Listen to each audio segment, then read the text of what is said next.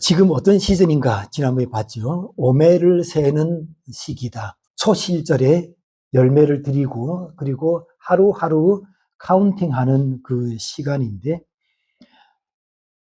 바로 이것이 출애굽하고 이스라엘의 광야 생활화 그리고 오순절에 시내산에서 율법을 받게 되는 그 사이의 광야 생활 기간을 우리에게 보여주고 있습니다. 그리고 6월절 식사 때 아피코만과 그 약속의 선물이라는 그 개념에 대해서 지난번에 봤고요. 그래서 사도행전 2장 33절에 약속하신 성령을 아버지께 받아서 너희 보고 듣는 이것을 부어주셨다. 또 조금 더 거슬러 올라가면 사도행전 1장 4절에 이 예루살렘을 떠나지 말고 내게 들은 바 아버지의 약속하신 것을 기다리라. 아버지의 약속하신 것을 기다리라.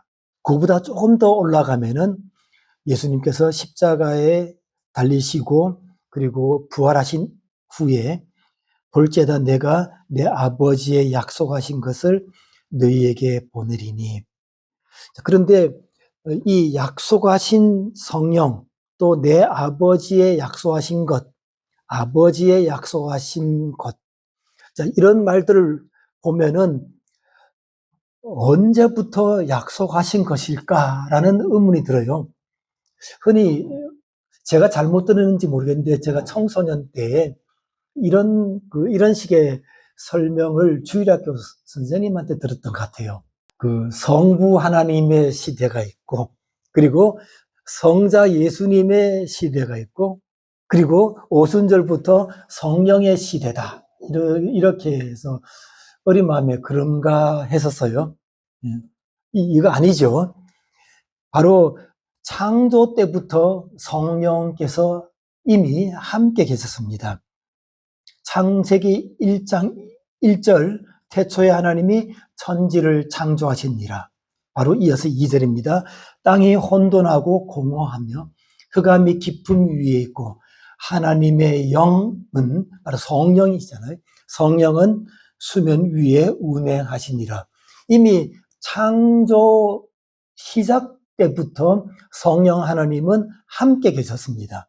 그리고 성경의 마지막 요한계시록 그 마지막 끝장에도 요한계시록 22장 17절에 성령과 신부가 말씀하시기를 오라 하시는도다. 창세기 1장 2절에 그리고 요한계시록 마지막 장에 성령 하나님 또 성령 하나님 이처럼 성령 하나님이 함께하지 않은 때가 없습니다. 그리고 신약에서 더 분명히 우리가 알 수 있는 것은 이미 만세 전부터 창세 이전부터 이 성령 하나님은 함께 계셨고 역사의 주인이십니다.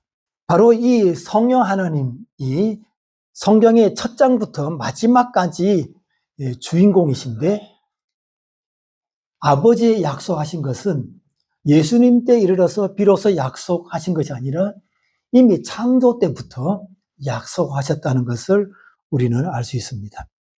자, 지금 이런 오매를 하루하루 세워가는 이 시즌에 이러한 전쟁을 어떻게 볼 것인가 우리의 큰 숙제이기도 합니다. 이런 다양한 말들이 있어요. 매스컴이 다양하다 보니까 우리나라에서 볼 수 있는 많은 매체 중에서는 트럼프가 약간 광인 같은 또 트럼프 같은 미친 짓을 했네 이런 식의 그 톤이 많이 있어요.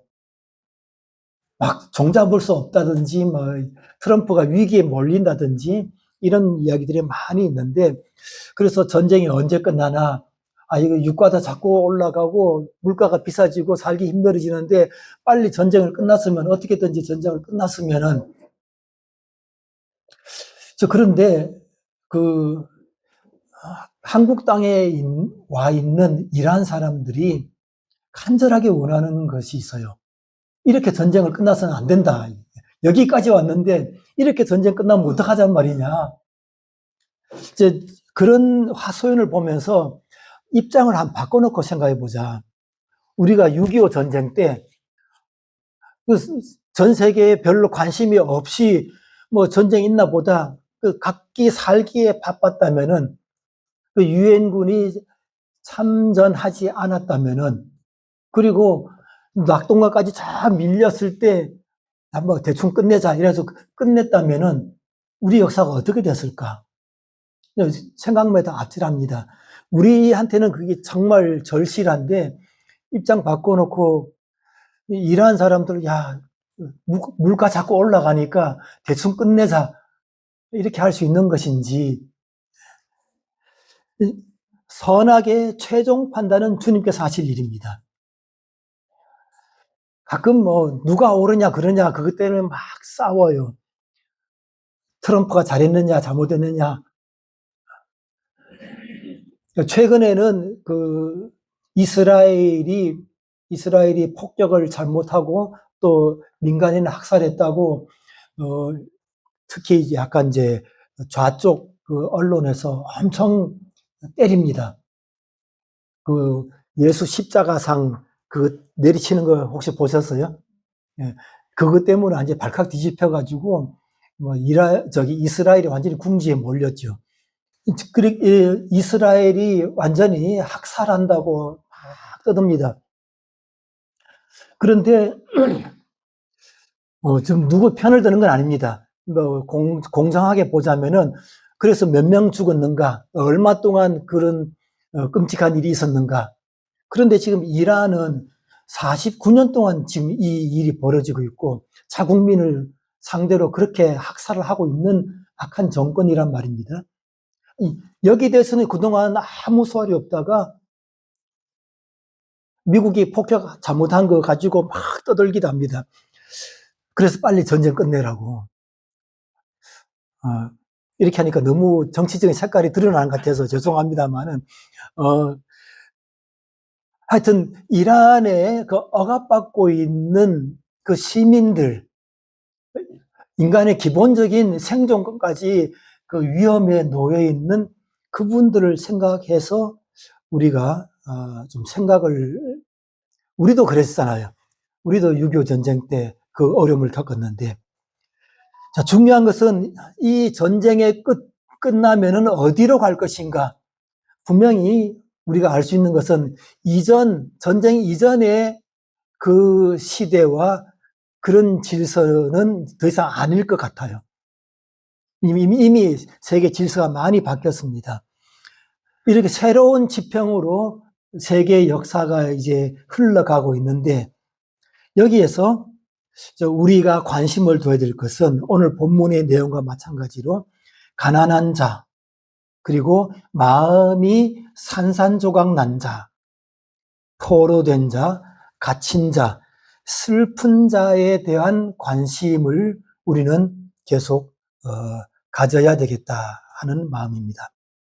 오랫동안 이사야 61장 1절에 주 여호와의 영이 내게 내리셨으니 이때 내가 누군가 여기에 초점을 두고 오랫동안 많은 논의가 있었습니다. 자, 여기에 대해서 누가복음 4장 16절 이하 여기 자세히 보면은 그 초록색으로 된 거 눈먼 자에게라는 말이 이사야 본문에는 없지만은 여기 들어와 있습니다. 예수님께서 사역을 시작하실 때에 바로 이 이사야 글을 읽으시면서 이 글이 오늘 너희 귀에 응하였느니라 성취되었다. 바로 여기에 말씀하는 여호와의 종이 바로 예수님인 것을 선포하십니다. 그런데 하나님의 말씀은 이렇게 예수님에게 성취됐구나 그걸로 끝나는 것이 아니라 그 말씀이 다양하게 적용됩니다. 그래서 이제까지의 논의의 주제는 여기 나는 누구일까라는 그런 의문이었는데 이 질문을 바꾸어서요.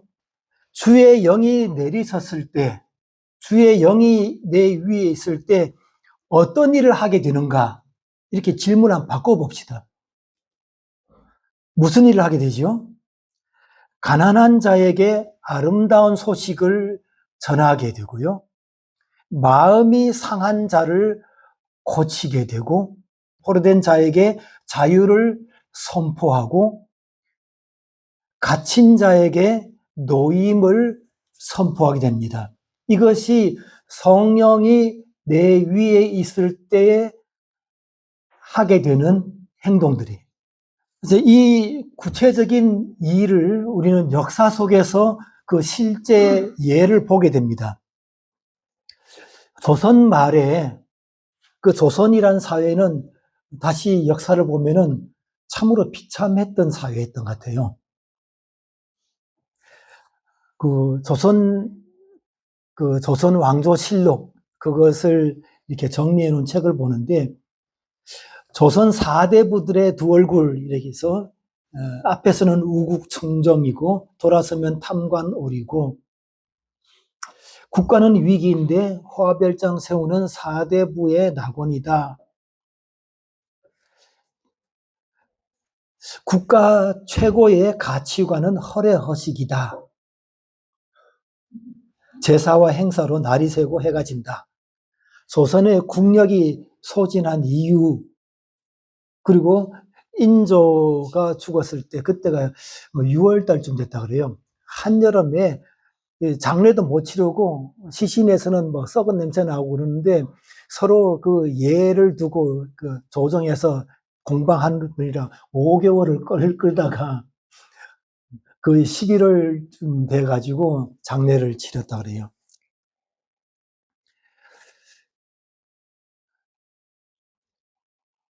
그 혹시 수원에 사신 분 계신가요?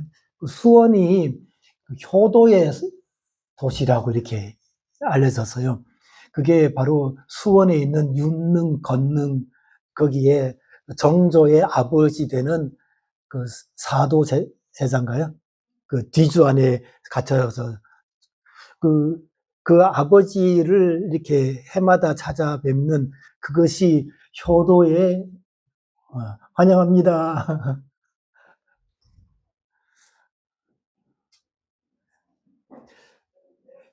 그, 그 정조 왕이 그 조선조 왕에서 참 이렇게 그 우리가 존경받는 왕인데 그 왕이 효를 행한다 해가지고 거기서 유래돼서 수원이 효도하는 도시라 이렇게 그 타이틀을 겁니다. 거기 지금도 그 보물에 속하는데 그 화성 행행 그 팔척 병품 이런 게 있어요. 거기 내용들 보면은 아주 그림으로 마치 사진을 찍어 놓은 듯이 그 행차하는 장면들이 보입니다. 그런데 이런 이제 지배자의 왕의 그 관점에서 보는 거하고 거기에 이제 깃발 들고 서 있고 도구 들고 서 있는 군사들을 군사들의 표정이나 이런 것들, 옷차림이나 이런 데에 관심을 둔 이제 저자는 여기에 관심을 둔 것 같아요. 보니까 이 강제로 징집된 이 군인들 약 한 5천 명 정도 이렇게 징집됐다 그래요. 근데 이 사람들은 국가에서 이렇게 돈을 받는 것이 아니라 자기 돈 쓰고 자기 도시락 먹을 거 다 준비해가지고 국가의 일에 이렇게 한 10일 동안 동원돼가지고 그 일을 하는 겁니다. 돈 한 푼 안 받고 자기 돈 다 쓰고 자기 먹을 거 다 준비해가지고 그 일을 하는 거예요. 예, 조그만 글자 안 보이죠? 이때 동원된 이 군사는 경기도와 황해도 지역에서 수원과 강화, 해주 이런 데서 징집된 사람들이에요. 징집돼 가지고 이게 성을 쌓는다든지 이런 국가의 일에 동원되기도 하고 이처럼 왕의 행차에 이렇게 동원됩니다. 거기 기록에 의하면은 서울에서 이제 화성으로 가려면은 한강을 건너야 되는데 한강 건너는데 그때 다리가 없으니까 배를 징집해서 배 36척이 동원돼 가지고 배다리를 만들고 그렇게 지나가는가 봐요. 그런데 자기 배를 들여가지고 일을 해야 되는데, 그 동원된 사람들의 원성이 너무나 커서 좀 힘들다는 그 내용이 또 실록에 담겨 있고요. 바로 이 병풍입니다. 화성 행행도 팔척 병풍. 잘 안 보이죠? 이제 부분을 확대해 보일게요. 혹시 보입니까? 보여요? 잘 안 보이죠? 이 조그만 사람들 표정 하나 이런 거. 이 사람들이 대부분 동원된 사람들인데 군역 때문에 이렇게 행차하는 거예요. 우리가 가까운 북한이 1990년대에 고난의 행군 우리가 다 알잖아요. 저는 그때 독일에 있었는데 그 유럽 사회가 떠들썩했어요. 북한에서 지금 이렇게 엄청나게 굶어 죽어가고 있고 나라가 지금 곧 꺼질 것 같아.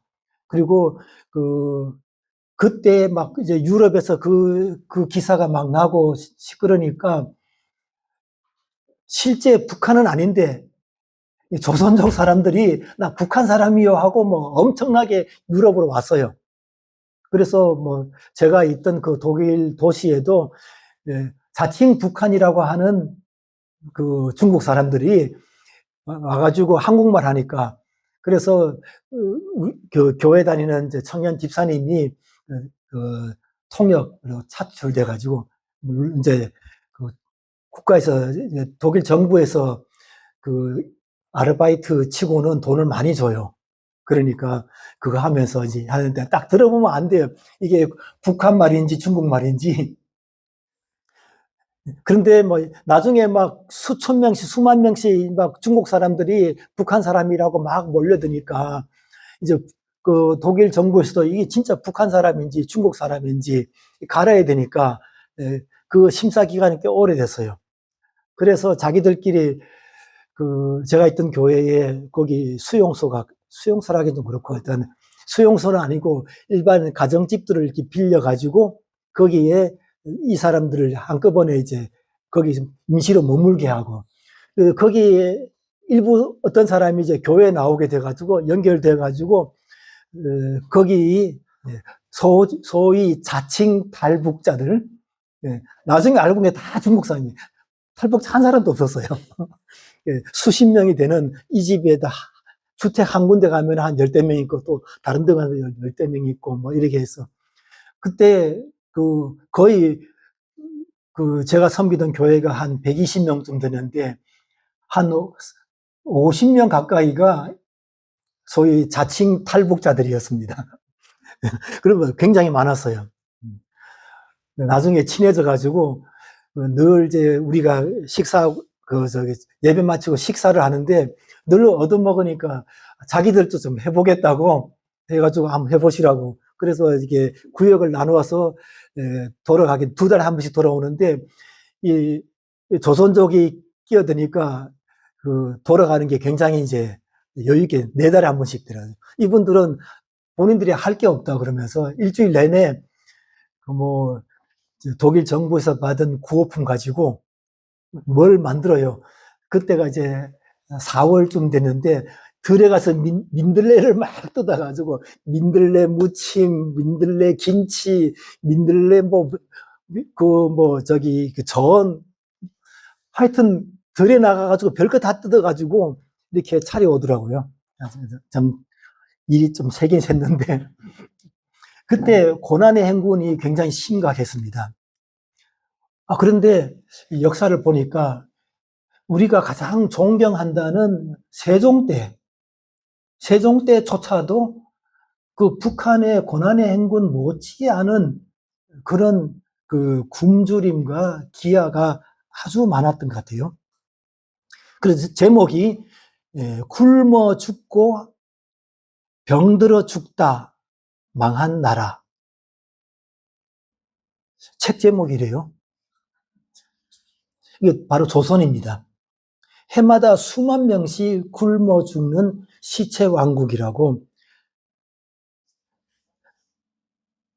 경신대기근이라고 있는데요. 1670년 이때는 정말 어마어마한 대기근으로 정말 너무나 많은 사람들이 굶어 죽었던 것 같고, 심지어는 세종 때, 세종실록에 나오는데요. 1443년에 함길도 관찰사로부터 보고가 있었는데, 거기에 흉년으로 민간에 먹을 것이 없어서 너무나 많은 사람들이 죽었고, 5, 6월에는 기근이 더욱 심해서 이 산이나 골짜기마다 그 굶어 죽은 사람들이 이 관찰사가 자기가 본 것만 해도 400건 이상 된다고 그렇게 보고를 올렸고요. 심지어는 먹을 것을 구하다 관아까지 와가지고 구휼미라고 있잖아요. 그걸 얻으려고 하는데 그걸 받다가 굶어 죽는 사람도 많이 봤다. 이 세종 때입니다. 그리고 심지어는 아이를 나무에 묶어두고 그냥 가버리는, 어떡할 수 없으니까 누군가는 데려가서 좀 살려달라고. 이게 세종 때입니다. 그 1481년에 또 관서 지방에 흉년이 너무너무 심해서, 그래서 가축이랑 가축은 다 잡아먹고도 안 돼가지고, 그래도 뭐 정말 너무 많은 사람이 죽었다, 이런 내용들이 그 실록에 나옵니다. 그때 굶어 죽은 사람들의 숫자가 우리가 아는 북한의 1990년대, 97년이 제일 심했다 그래요. 그거 못지않게 이 세종 때에도 그렇게 굶어 죽은 사람들이 많았습니다. 그러다 보니까 책 제목이 굶어 죽고 병들어 죽다 망한 나라, 이렇게 됐어요. 조선이 그랬습니다. 바로 그 고난의 대행군 때 북한 아이들이 장마당에 가서 국숫가락 하나 떨어졌을 때 그거 주워 먹으려고, 이런 사진들을 우리가 1990년대에 보았습니다. 그런데 이런 모습이 다름 아니라 조선 전체의 모습이 그랬고요. 심지어는 우리가 가장 존경하는 세종 때조차도 이랬단 말이에요. 일반 민중들은. 그 조선 말기에 선교사로 하던 천주교 쪽입니다. 선교사가 그 바티칸에다가 선교 보고를 하는, 보고에 나오는 내용들이에요. 모든 중앙정부 체계는 직권 남용의 핵심부로서 밑도 끝도 없는 부패의 바다라고, 모든 산업에서 그 활력을 빼앗아가는 착취 기관일 뿐이다. 정부가 하는 역할이 기업을 일으키고 산업을 일으키는 것이 아니라 뭐라도 조금 있는 거 그거 다 못 빼앗아서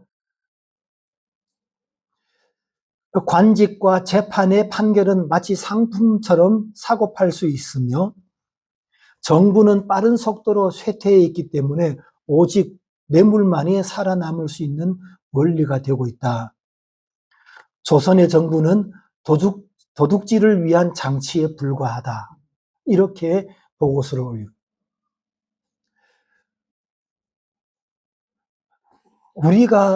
우리의 조상들 얼마 안 됐잖아요. 100년, 그 이전에 우리의 조상들, 이 땅에 있었던 우리의 역사가 이렇게도 처참했었습니다. 우리가 아랍이라 그러고 또 극단주의 이슬람 그러면은 여인들이 이거 있잖아요. 이렇게 눈만 이렇게 내고 있는 거 있잖아요. 그렇게 저렇게 해서 어떻게 사나 싶은데 우리 조선이 이랬어요. 여자들이 나갈 때는 이렇게 그 얼굴만, 눈만 내놓고 이렇게 다녔어요. 그때 달래 신부가 또 쓴 보고서가 있는데요. 우발적으로 또는 의도적으로 외간 남자들의 손을 만졌을 경우에 딸들은 아버지들 손에, 부인들은 남편들 손에 죽었고 자살을 하는 경우도 있었다. 이게 뭔 나라가 이 모양이에요. 심지어는 어떤 정말 양반 집에 불이 났는데 충분히 구할 수도 있었는데 아씨를 구하지 않고 불타서 죽게 내버려뒀어요. 나중에 왜 그러냐 그랬더니 어차피 외간 남자의 손을 닿았기 때문에 어차피 살아도 죽는다. 그럼 뭐하러 이렇게 구하느냐. 그래서 처참하게 불타 죽게 되는 것을 또 기록에 남긴 것이 있습니다. 왜 나라가 이 모양이었을까? 보면 당시의 인구의 5%도 안 되는 사대부, 사자가 이 사자입니다. 이 사자예요. 저는 이번에 알게 됐는데 이 선비사라 그러죠. 이 선비는 다름 아니라 이제 성리학, 주자의 성리학을 공부하는 학문하는 그런 선비. 그런데 단순히 이 학문 차원이 아니라 이 주자학에서 비롯된 데서 나온 것이 바로 제사이기 때문에 그 제사를 집례하는 일종의 그 유교라는 이 종교에서는 프리스트에 해당한다. 서양 사람들의 눈에는 이 사대부의 이 선비들의 사가 다름 아니라 제사장인 거예요. 프리스트인 거예요. 이 조선이라는 나라 전체가 유교를 통치 이념으로 하고 유교를 섬기는, 유교를 믿는 국가로 개조를 한 거예요. 그 이전에는 고려까지는 불교였는데 조선으로 바뀌면서 유교 국가로 국가를 개조합니다. 다름 아니라 이 유교라는 것은 제사가 중심이 되는데 그 제사는 바로 죽은 조상을 섬기는 거잖아요. 우리가 이사야서에 보았다시피 죽은 자들의 영이에요. 르바인들이에요. 죽은 자들의 영을 섬기는 그 종교의 프리스트들입니다. 바로 이 인구의 5%도 안 되는 이 사람들이 모든 것을 다 차지하고 그 외에 95%는 이 사람들을 섬기는 구조가 되어 있어요. 대부 이거죠. 한자를 하다 안 쓰고 그냥 한자를 옛날에는 썼는데 요즘 컴퓨터는 고르는 거를 돼가지고 쓸 줄을 몰라요. 컴퓨터 바보가 됐습니다. 사는 아까 말한 선비고 대부는 뭔가 이렇게 자리를 차지하고 있는 관리 이런 의미를. 바로 사대부의 나라인데 그래서 학자가 조사해 보았습니다. 조선이라는 나라에 필요한 관료 수가 가장 많을 때가 500명이라 그래요.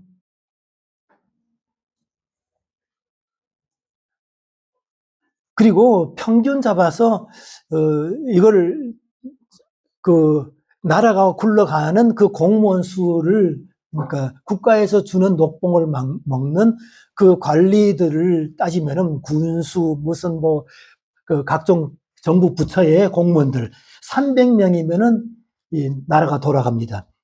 그런데 바로 이 사람들을 이 사대부를 섬기도록 이 국가 구조가 그렇게 되었으니까 조선이라는 나라에서 산업이라는 변변한 산업이 별로 없었어요. 그나마 있는 것도 왕궁에서 쓸 물건이라고 이렇게 가져가고 또 사대부들이 권력을 가지고 뺏어가고 이런 구조였습니다. 오늘 우리가 이해하고 있는 국가의 책무, 최근에 이렇게 문자를 많이 받았는데 유류지원금 받아가라고 그래서 나도 혹시나 해서 했더니 당신은 해당이 안 된다 그러더라고요. 지금 받을 수 있는 사람은 보호 대상이었던 것 같아요. 한 20일쯤인가 10 며칠인가 그때쯤이면 저도 받을 수 있을지 모르겠습니다. 이거 국가에서 주는 거죠. 국가의 책무에서 갑니다. 힘들 때 이 힘든 시기를 버티라고. 지금은 그 국가가 할 일이 많아졌고 우리는 그 의식이 있습니다. 조선에서는 그런 일이 없었습니다.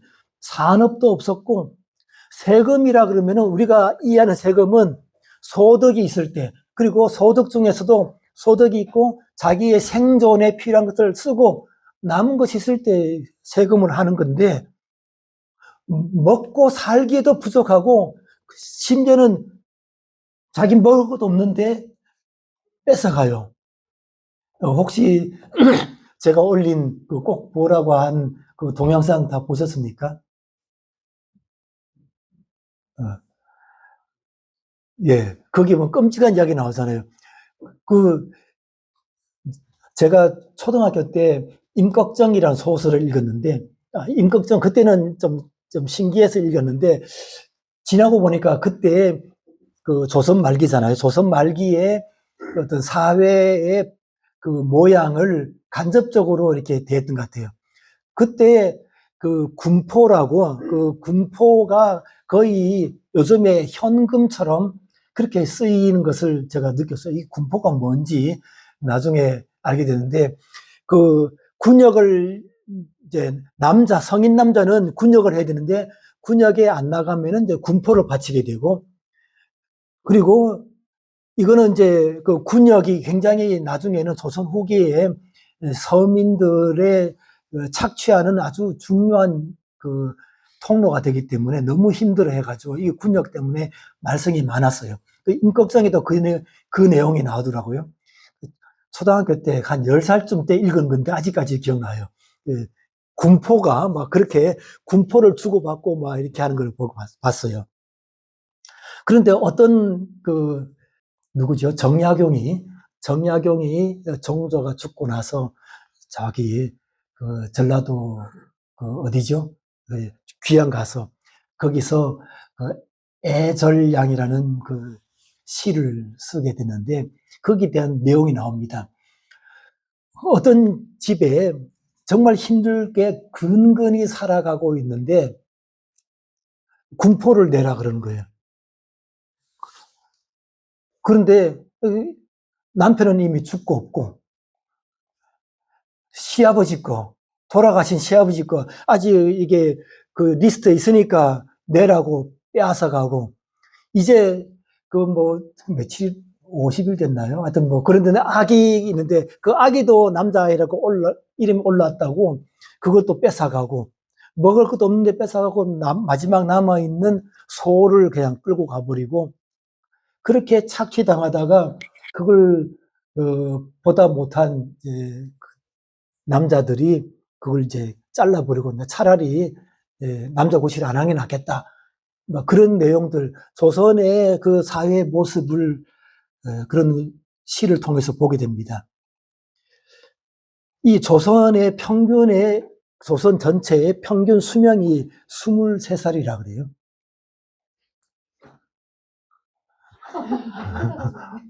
우린 다 몇 배나 살고 있는 거죠. 정말 이게 망해가는 조선입니다. 바로 이 망해가는 조선, 그 조선 말의 비참한 사회에 오늘 본문의 이 말씀처럼 젊은 청년에게 주의 영이 임합니다. 주의 영이 임한 그 청년은 정말 이름도 처음 들어보는 조선이라는 나라에 찾아오게 되고 여기서 복음을 전하게 됩니다. 이것이 예수님 때만 주의 영이 임해서 가난한 자들에게 복음을 전하는 그것이 아니라 예수님 때와 마찬가지로 우리 시대에도 주의 영이 임할 때 그 청년들이 이 조선 땅에 찾아왔고 이 가난한 조선 사람들에게 복음을 전해서 그래서 비로소 이 나라가 다시 서게 되는 그 역사를 우리가 보게 됩니다. 그 선교사들이 와서 가장 먼저 한 것이 굶어 죽는 사람들한테 일단 먹을 것 주고 그리고 병들어 죽는 사람들한테 병원을 세워서 고쳐주고 그 마음이 완전히 갈갈이 찢겨진 사람들을 싸매주고 억눌린 자들에게 포로된 자들에게 자유를 선포하고 갇힌 자들에게 노임을 선포했습니다. 결국 그 조선은 망했습니다. 망하고 나서 제가 올린 그 동영상에서 보다시피 아무도 조선이 망했다는 것에 대해서 슬퍼한 사람이 없다 그래요. 나라 이런 것에 대해서는 너무나 분개하고 슬퍼하는데 나라를 되찾고자 그렇게 목숨 걸고 나오지만은 조선을 잃었다는 데 있어서는 전혀. 이제 이 망한 이 지점에서 우리는 어떤 나라를 세울 것인가? 자, 주의 영이 임하여서 선교사들이 가난한 조선 사람들에게 복음을 전하고, 여기서 중요한 것이 하나 있는데 바로 이 한국 땅에는 장로교 출신의 선교사들이 많이 왔어요. 그러니까 전 세계에 장로교가 대부분인 나라는 대한민국이 거의 유일합니다. 그 장로교의 특징이 뭐냐면은 투표하는 거예요. 장로교 특징이 이 성도들이 투표해서 장로를 뽑습니다.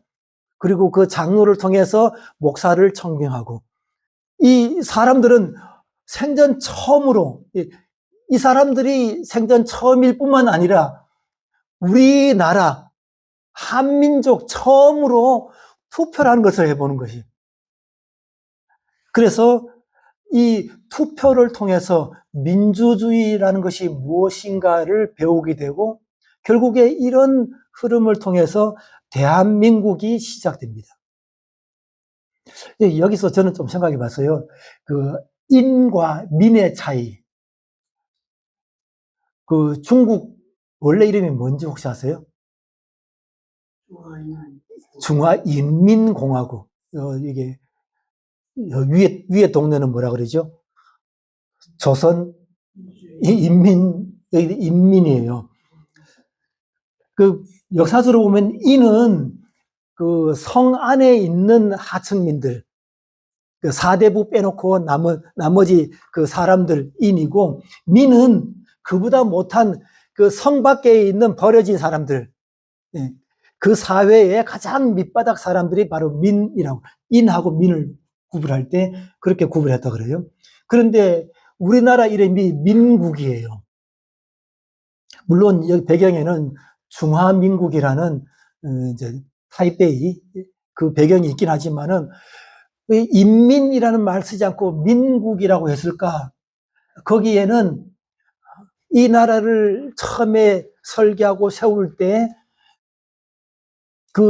그분들이 가졌던 기본적인 생각이 다, 야, 조선이 이미 망했고 우리 각 사람은 이제 가장 밑바닥에서부터 누구나 똑같은 권리를 가지고 이 나라를 이제 만든다. 그런 의미에서 바로 민국이라는 이름을 택하지 않았을까 싶어요. 그래서 유독 우리나라에는 특권이 있으면 그냥 못 봅니다. 그게 재벌이든지 대통령이든지 누군 아무 상관없어요. 특권이 있다. 그래서 약간 갑질을 했다. 난리 납니다.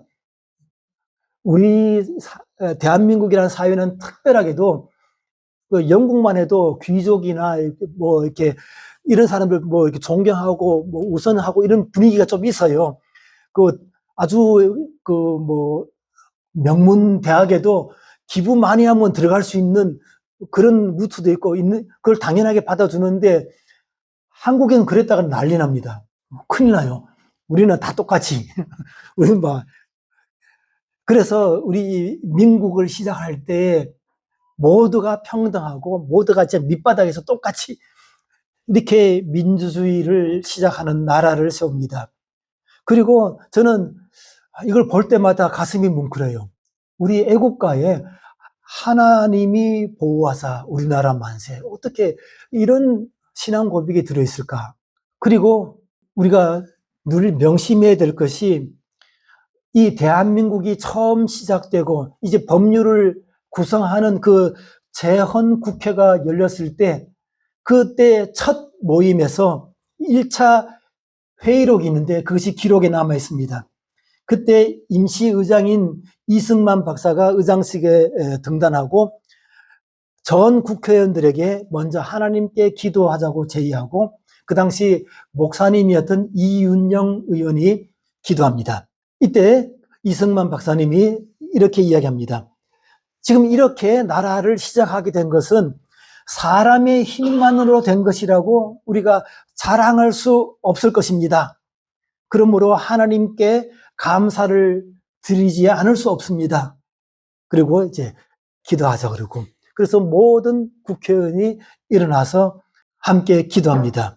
이 우주와 만물을 창조하시고 인간의 역사를 섭리하시는 하나님이시여, 이 속에 이미 이 우주 만물을 만드신 창조주된 그 분명한 인식과 고백이 있었고요.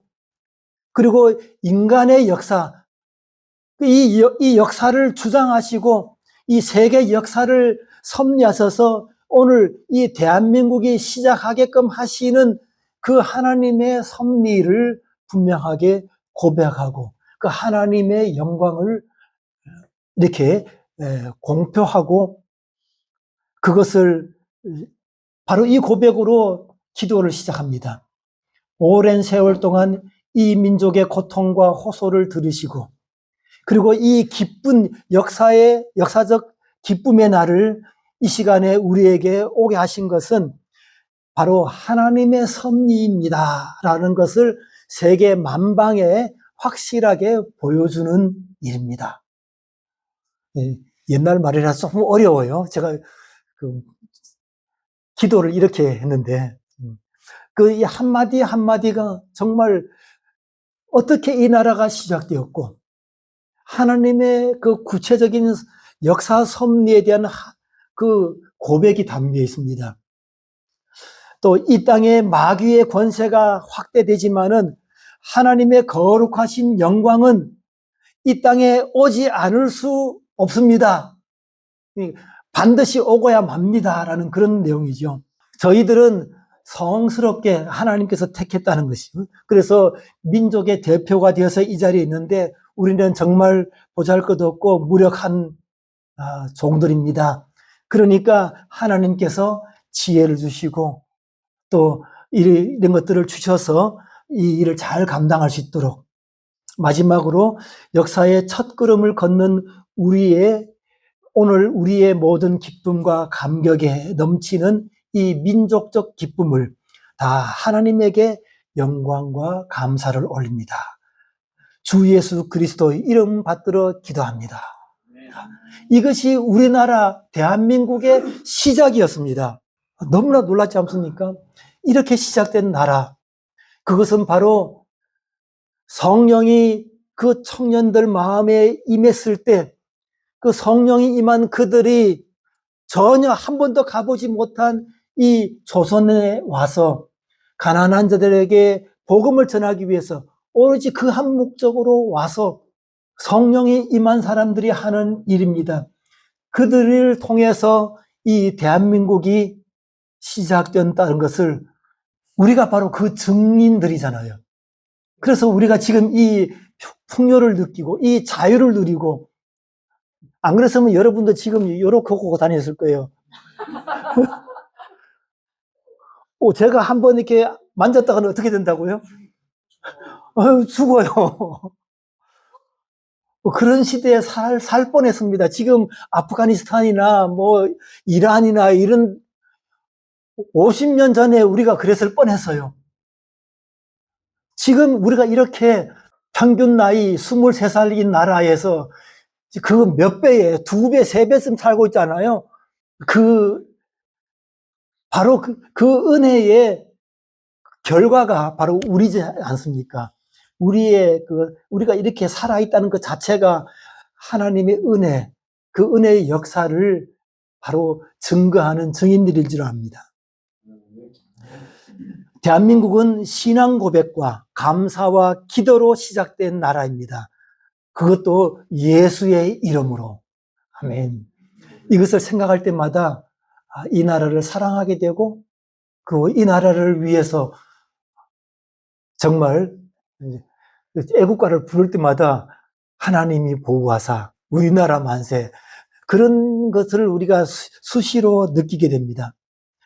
역사를 대하면서 먼저 감사가 있게 됩니다. 조선이 망하고 대한민국을 이루게 하신 그것을 우리가 보게 됩니다. 지금 대한민국의 시민으로서 오늘 이 휴일에 이렇게까지 열심을 내서 이 자리에 계신 여러분들, 다른 거 아니잖아요. 주의 말씀을 통해서 말씀과 성령이 역사하실 때 우리 위에도 성령이 임하실 텐데 그 성령이 임한 자들은 자연스럽게 가난한 자에게 아름다운 소식을 가져가게 되고 마음이 찢긴 자들을 싸매게 되고 포로된 자에게 자유를 선포하게 되고 갇힌 자에게 노임을 선포하게 되는 이 일을 하게 될 것입니다.